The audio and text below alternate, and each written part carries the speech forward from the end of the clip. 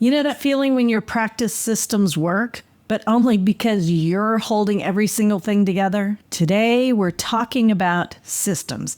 Not the fancy, complicated kind, but the everyday systems that can make your practice easier or quickly drive you to burnout.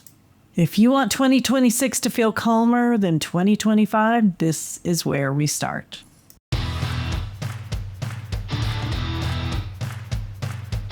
Hey, I'm Dr. Kate Walker. Welcome to your coaching.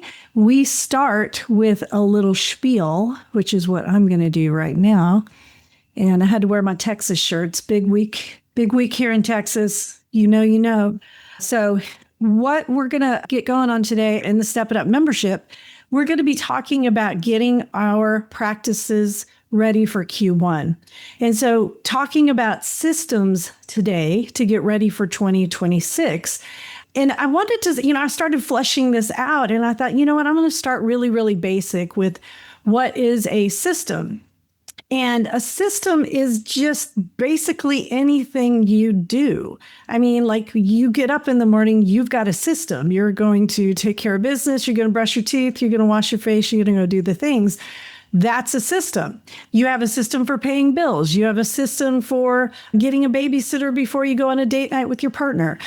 Everybody has systems. Now, some systems work better than others. And so that's when I think practice owners, especially solo practice owners, you get really overwhelmed because you can't really put your finger on what's broken. So I wanted to start today with just real basic systems that you can go through. So let's talk about then also scaling. I remember when I started out in business, I didn't really understand what scaling was because I think as a counselor, I thought, well, I've got my 20 clients a week. This is it. I can't handle anymore. But going from 0 to 5 to 10 to 15 to 20 clients, if that's you, that's overwhelming. Like your system of answering every phone call may not be sustainable when you have 20 clients, or when you get 20 clients and you got a 10-person waiting list and you bring on your first associate, now you're a group practice. So definitely you doing all the things, that system is not scalable. So I always talk in terms of systems and scaling, because even if you're not there yet, you're going to be, and it's going to happen fast. And that's when the overwhelm hits. So again, for me, it's usually my birthday month in December. And I always think, okay, I just want to do nothing like for my birthday week. So I'm like a maniac, between September and December, just okay, it's like ironing a flat sheet. I'm just okay, there's another wrinkle. There's another wrinkle. And one of the things I almost always do as a deconstructor, reconstructor, I did that when I was a kid. I'd clean my room by taking everything out and then I'd put it all back. I'm going through my systems as well. So what systems do you need? Well, if you are brand new, you're going to be surprised. You need to have potential client to client system. You need to have a money exchange system, and you need to have a communication system. I didn't say marketing, right? Marketing will come. And you will need to have a marketing system, especially if you want to grow. But at first, you just have to get the basics down. I was at the Texas Counseling Association Professional Growth Conference doing a big 6-hour pre-conference workshop. And one of the things we talked about is we take on this dual role, right? We're a counselor, and all of a sudden it gets to the end of the session and we put on our banker hat because we got to take money, right? And if they don't have the money, then we have to be okay, where's the money? When are you going to pay the money? I don't do invoices. I don't know if I'm going to schedule you. I mean, all of these things that are not counseling related. So having from the very beginning, before your practice even opens, having a system where your money exchange process goes smoothly, that's number one. Potential client to client. Well, if you have been in my circles at all, you know how I preach the 10-minute consultation.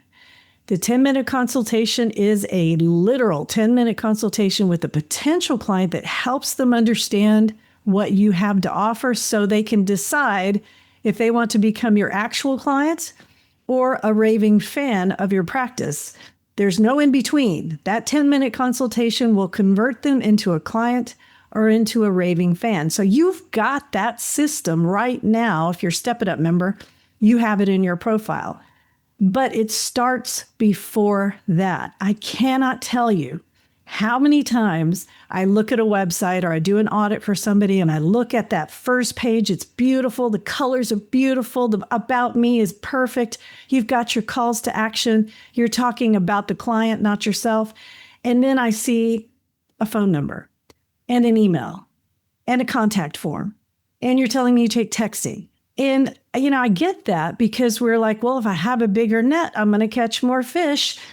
Well, yeah, but I'm not a fisher person, but I'm pretty sure that they have to throw a lot of fish back and they accidentally catch a turtle or two, or there's a dolphin in there. It takes a lot of time if you don't have the right equipment or an efficient system for getting that potential client into your circle so that you connect with them. They like you, they know you, they trust you, and they book that first appointment.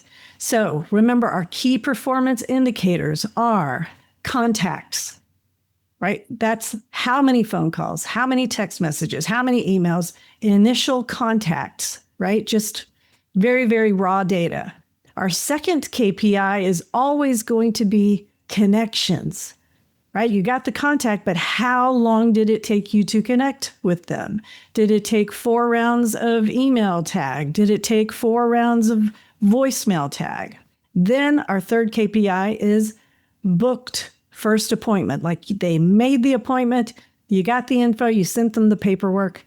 But then our fourth and most important KPI is, did they show up? Did they make that first appointment? So as we're talking about systems today and throughout December, you need to have these numbers. You need to be tracking this data.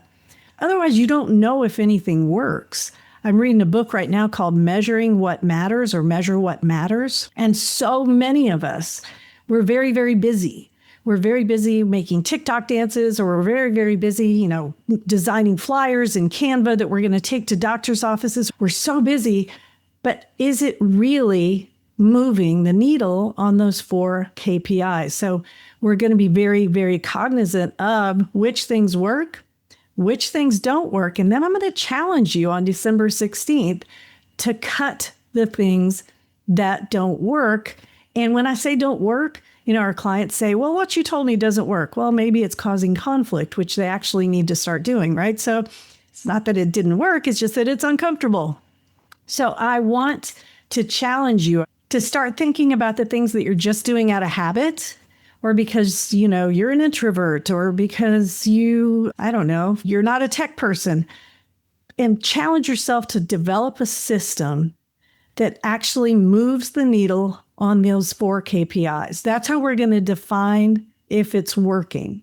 And remember, just because it increases your contacts doesn't mean it's going to result in a showing up first appointment.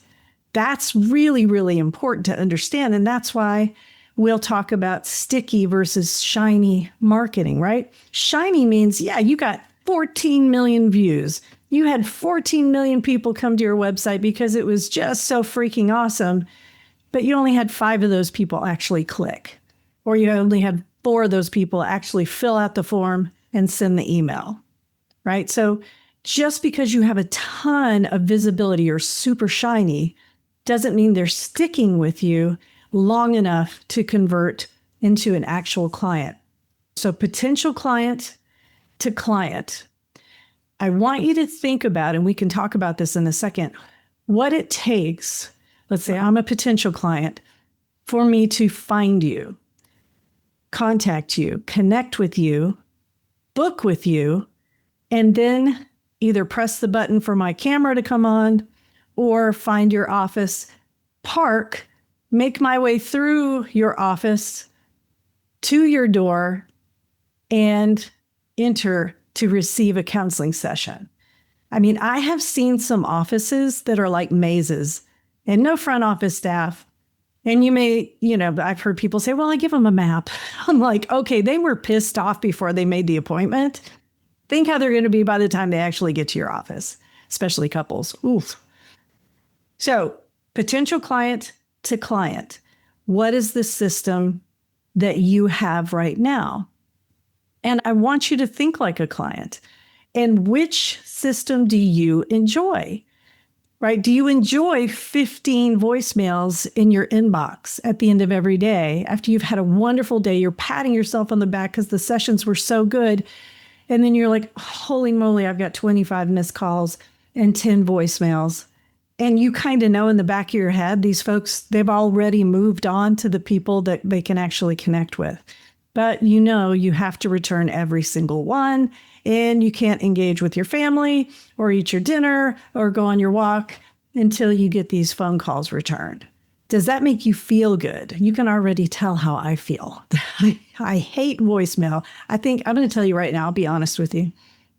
I have 102 unanswered voicemails. That's real. Honestly, the only voicemails I answer are from my doctor's office. But I usually read the transcript first and don't listen to it. So the same thing with text messages. I could tell you how many texts. I don't even bother with DMs and Facebook messages and things like that because it gives me anxiety.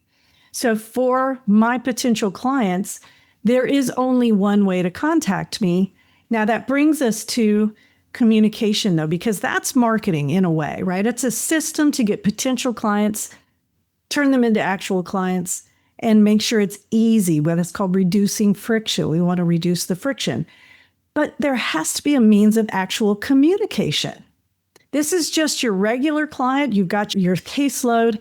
You're going to engage with 15 to 20 people this week.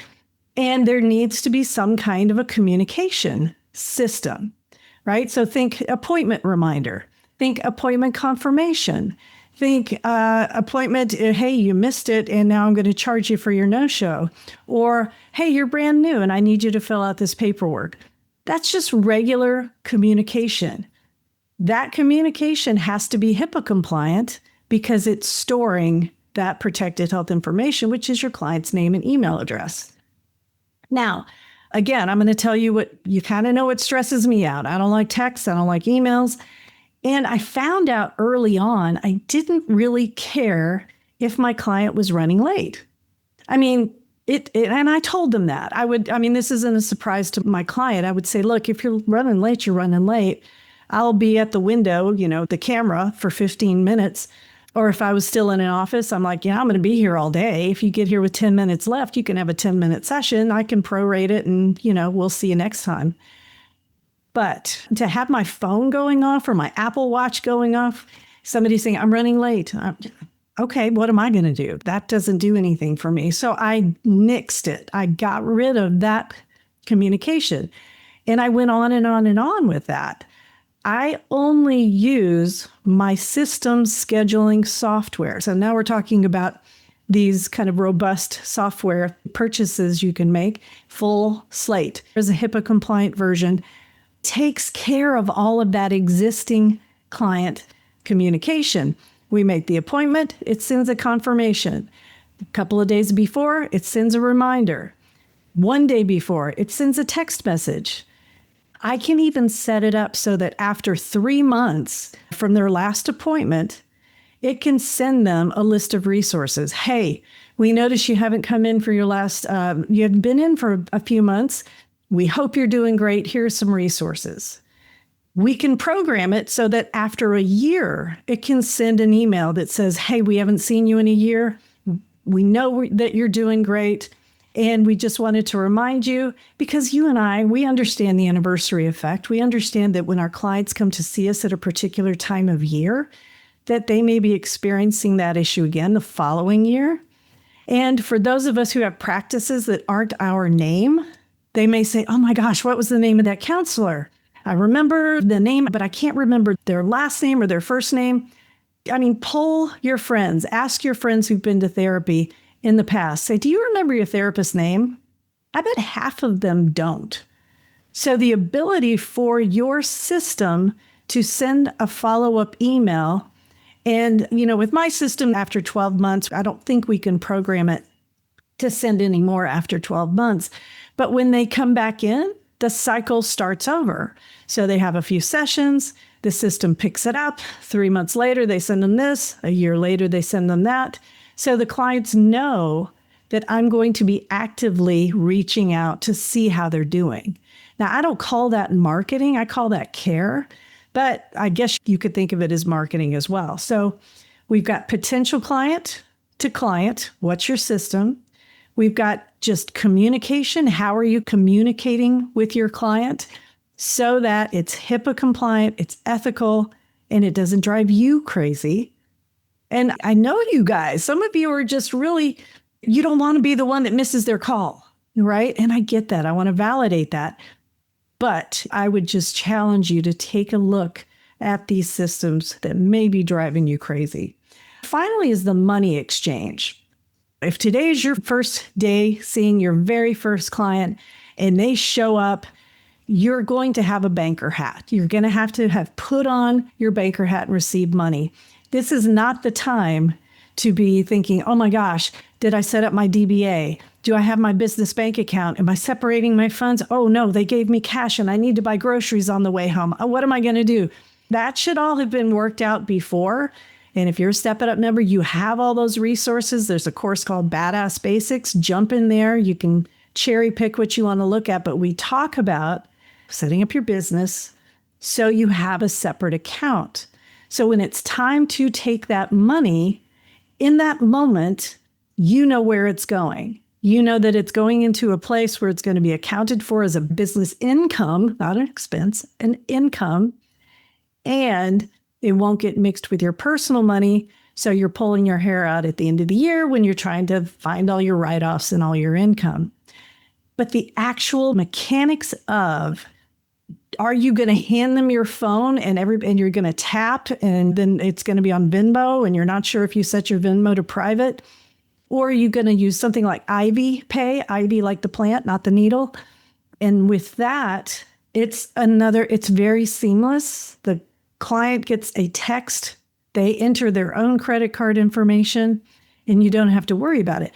There are pros and cons because one of the things we talked about in the presentation last week, I have a colleague and I know several people who go through and run credit cards at the beginning of the day. You know, their philosophy is mine as well. Hey, day of, I've sold your time. It's gone, right? So I'm going to go ahead and run your credit card at the beginning of the day. And if you don't show up, well, too bad, because you bought the time. And after the 24-hour window, it's yours, whether you use it or not. So Ivy Pay makes it a little difficult to do that. You can sit and charge people. So I don't know. I would need more information. It was easier for me to have their credit cards on file if I'm going to charge them. And of course, this doesn't ever solve the problem if somebody's going to dispute the charge. That's a whole other podcast. That's a whole other training on what to do with disputed charges. You do have avenues, though. So let's go back over what we covered. We talked about what is a system. I want to say one more thing about this. If you're ever curious how to see or how to define your system, I would challenge you, especially Mac users. I think it's easier on Mac than it is on PC. Hit record your screen when you're doing just something very, very simple, like designing a newsletter. Just hit record and then go about the newsletter, and save that. And that can become your SOP because you've recorded it. It's something you could hand to somebody else and say, hey, this is my system for putting a newsletter together. And so think about that through your day, your system for making dinner, your system for inviting people to dinner. You're about to do Thanksgiving. Are you an attender or are you a provider? What is your system for getting all of that done or showing up at somebody's house and being a guest, right? We have a system for all these things, but it's just so unconscious we don't think about it. And as a business owner, you don't have that luxury. You must make these systems out and about. So what is the system? We talked about scaling. Scaling simply means if you are the only one answering the phone calls and the emails and the texts, that may work when you have 5 or 10 people, but not going to work when you have a bigger client load or you start to grow. We talked about what systems do you need starting off, potential client to actual client, the money exchange system, and a system to communicate with your clients that is HIPAA compliant, but is very caring, is very clear, and doesn't drive you crazy. So that's your base, that's your foundation. But we will continue to talk about marketing because I know that's a huge, just a pile of spaghetti for so many of us. We're just like, well, I'm going to do this, I'm going to do that, I'm going to do this. And we will talk about that right from the very beginning. These systems for being shiny. So think SEO optimization, search engines finding you, AI finding you. That's shiny. But then the sticky, that's building opt-ins, helping people stay with you, refer your site, refer your expertise, tell their neighbor, oh my gosh, I couldn't book with this person, but you've got to go to their website and see their video about infidelity or see their video about helping kindergartners on the first day of school. If this helped you think more clearly about your practice systems, hit like, tap subscribe, and grab the essential guide to private practice at katewalkertraining.com/free guide so you can stop holding everything together and start building systems that actually work.